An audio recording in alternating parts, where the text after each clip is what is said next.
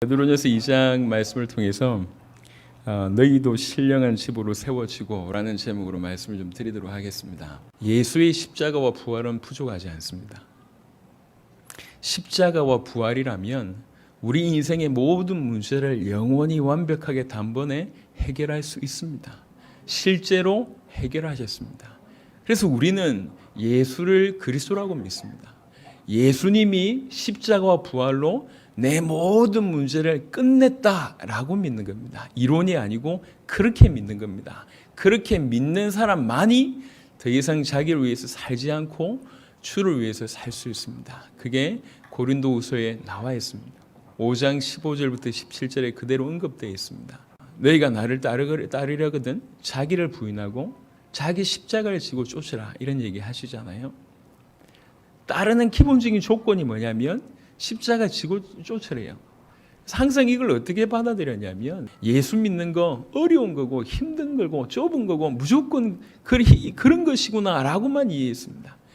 하지만 그 십자가가 영광의 십자가면서 전 세상을 살릴 뿐만 아니라 그 십자가가 십자가를 지고 사는 삶이 가장 행복해지는 나를 위한 길이었다는 사실을 몰랐습니다.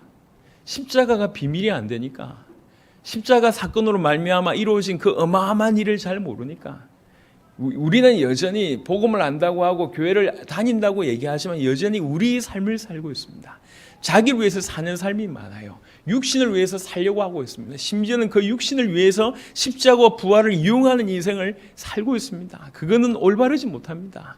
정말로 예수를 그리스도로 믿었다고 얘기한다면, 그렇게 믿어졌다면, 내 모든 문제가 끝났다고 믿으면 더 이상 자기를 위해서 사는 삶이 안 맞는 삶이요. 그럴 수가 없습니다. 그게 불편하단 말이에요. 자기를 위해서 살면 자꾸 양심에 찔림이 있어요. 오랜 동안 복음을 알았다고 생각했습니다. 하지만 항상 걸렸던 게 뭐냐면 그리스도의 풍성함이라는 단어였어요. 그 문장이었습니다. 나는 복음을 아는데 불신자 상태에서 해방받고 구원받은 자의 축복도 있다 그러고 확신도 알고 발판도 알고 다 알고 있는데 심지어는 많은 사람들에게 그걸 전하고 있는데 제 수준은 그냥 동일한 수준에 늘 머물고 있는 것 같아요. 깊이라는 게 항상 없었어요. 나는 풍성해지고 싶은데 풍성함이란 게 없어요. 성경에 보면 그리스도를 충만이란 표현으로 쓰는데 충만함이 없어요. 항상 너무너무 얕아.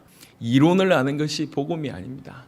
잘 정리된 것을 받아들이는 것이 복음이 아닙니다. 복음을 받아들인다고 얘기할 때 가장 잘 설명하는 구절이 오늘 이 구절입니다. 갓난아이들 같이 순전하고 신령한 것을 사모하라. 저는 교회로 오랫동안 다녔습니다. 복음에 대한 깊이는 없는 상태로 많은 플러스 알파를 하다 보니까 항상 마음이 답답해요. 그걸 하나님이 아시잖아요. 언약을 알고 언약을 믿는 거, 언약을 붙잡는 것이 우리가 해야 될 유일한 겁니다. 예수가 그리스도라고 언약을 붙잡았다고 얘기한다면 그 안에는 뭐가 포함되어 있냐? 그리스도의 재림, 주의 재림이 반드시 포함되어 있습니다. 그 재림에 대해서 실제로 언약으로 굳게 붙잡아야 됩니다. 언제 주님 재림하시냐? 세계복음화가 되어질 때 주님 재림하십니다. 그래서 우리 인생의 방향이 주님의 재림을 앙망하고 바라보며 세계복음을 위해서 사는 것 말고는 없습니다.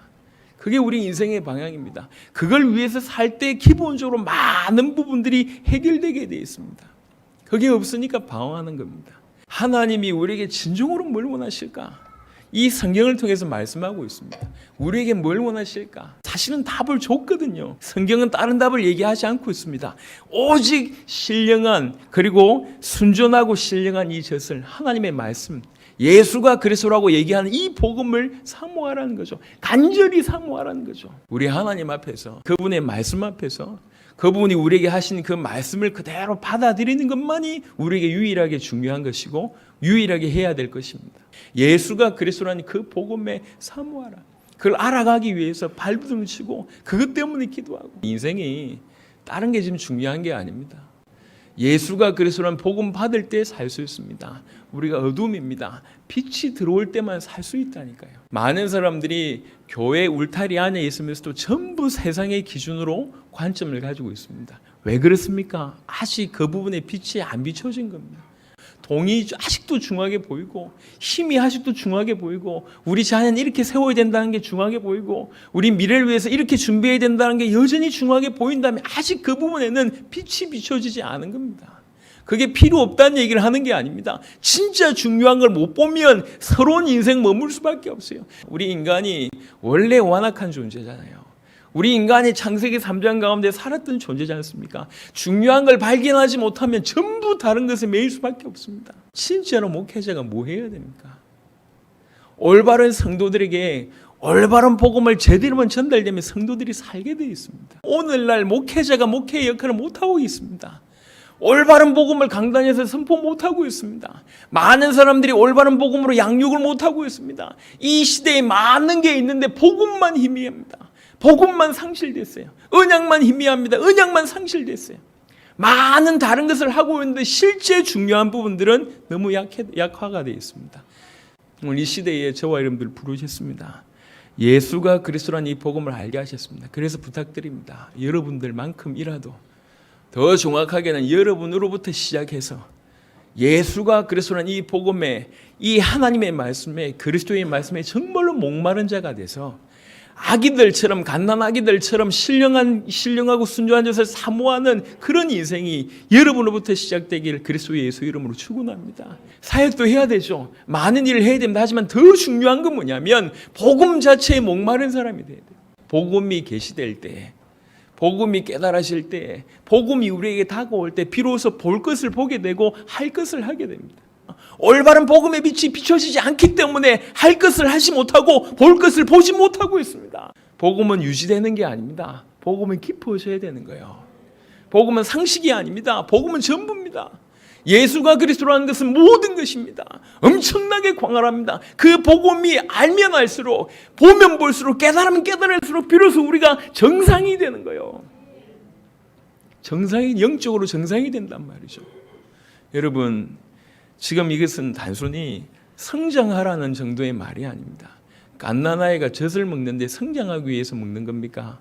그 이유도 맞겠지만 생존하려고 먹는 겁니다. 먹지 않으면 죽어요. 그렇죠? 우리가 하나님의 말씀 순전하고 신령한 것을 먹지 않으면 죽을 수밖에 없습니다. 저는 이 세계복음화의 현장에서 사단의 실체를 너무너무 많이 확인하고 있습니다. 단순히 어렵게 만드는 게 아니라니까. 제가 복음을 전하고 예수가 그리스도라는 복음을 전할 때 많은 주의 종들의 자세는 뭐냐면 나 안다 이거요. 많은 부분에 죄송하지만 개념을 가지고 있고 종교를 가지고 있고 신학으로 생각하고 있으면서 복음의 깊이는 모르고 있는데 이걸 안다고 생각하고 있습니다. 오늘날 끊임없이 사단이 우리 가운데 속삭입니다. 안다고 생각하게 만듭니다. 그래서 안다는 순간, 그 순간부터 멈추기 시작합니다. 내가 안다라고 생각하는 순간부터 모든 게 정지됩니다. 일평생 바울은 그리스도를 알기 위해서 발부둥 쳤고 많은 초대교회, 특별히 사도들의 모습들이 전부 다 그럽니다. 일평생 그리스도를 알기 위해서 목마르고 그리스도를 알기 위해서 발부둥 치고 그것이 유일한 기쁨이고 전부인 것처럼 살았습니다. 그 복음이 여러분에게 계시될 때마다, 예수의 십자가와 부활이 부족하지 않음이 계속 깨달아질 때마다, 그 복음의 영광이 발견될 때마다, 그리스도의 영광이 깨달아질 때마다 뭐가 중요한지, 뭘 해야 되는지, 어떻게 살아야 되는지는 따라오는 겁니다. 하나님의 사람은 하나님 말씀 받을 때 살고, 하나님의 사람은 복음 받을 때 살고, 하나님의 사람은 십자가와 부활의 의미 계속 전달될 때 살고, 하나님의 사람은 하나님의 음성 들을 때 살게 돼 있어요.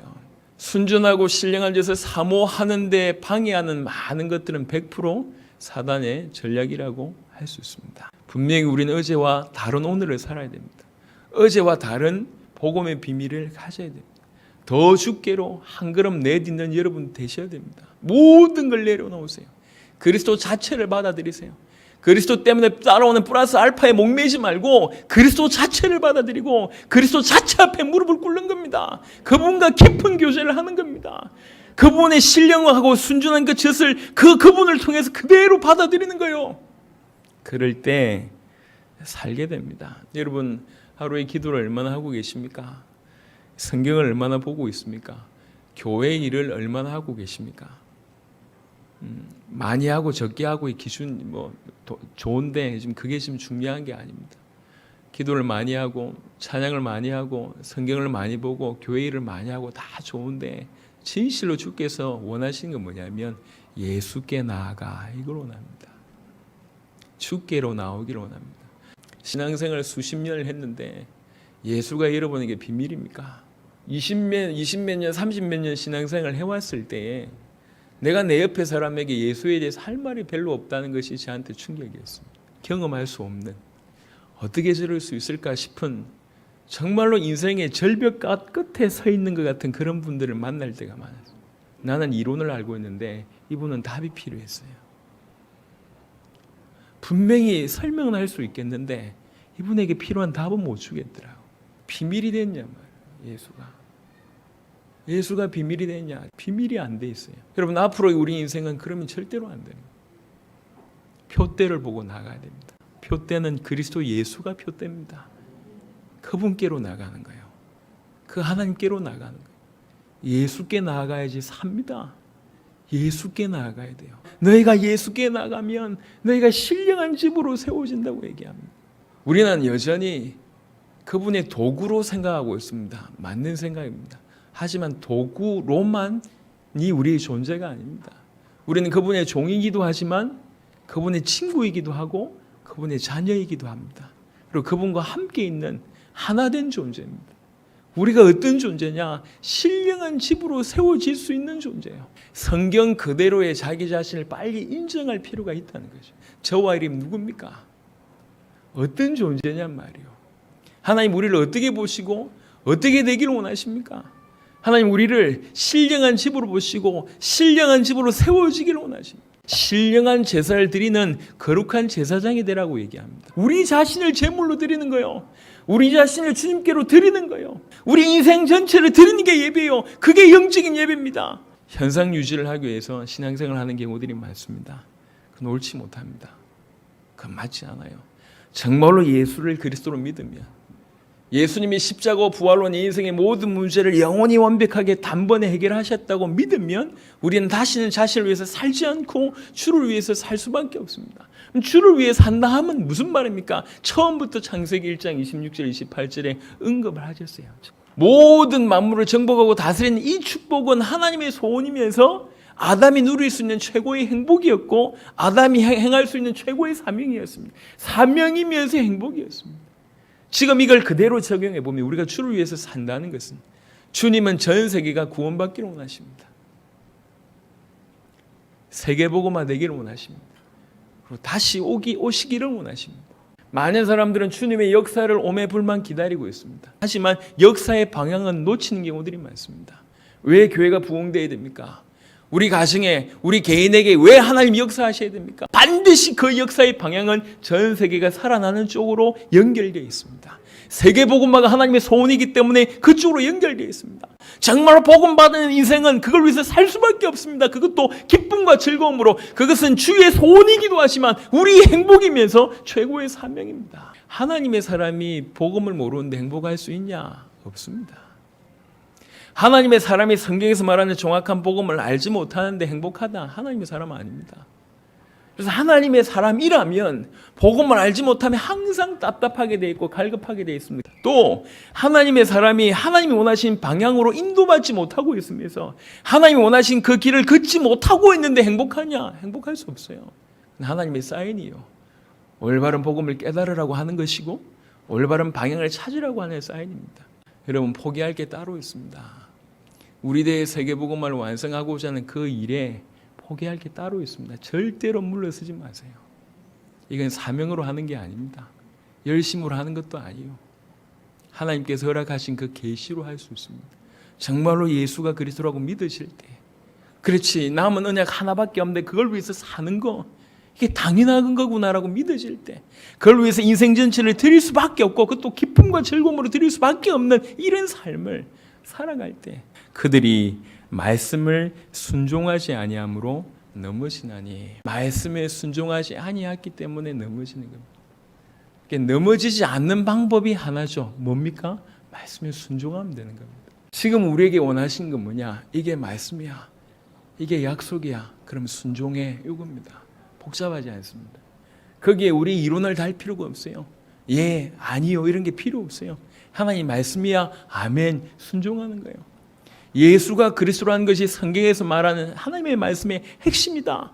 예수를 하나님의 아들 그리스도라고 믿게 하려고 기록된 것이 성경이다라고 얘기할 때 예, 아멘 이게 그 말씀에 순종하는 것만이 우리가 할 수 있는 겁니다.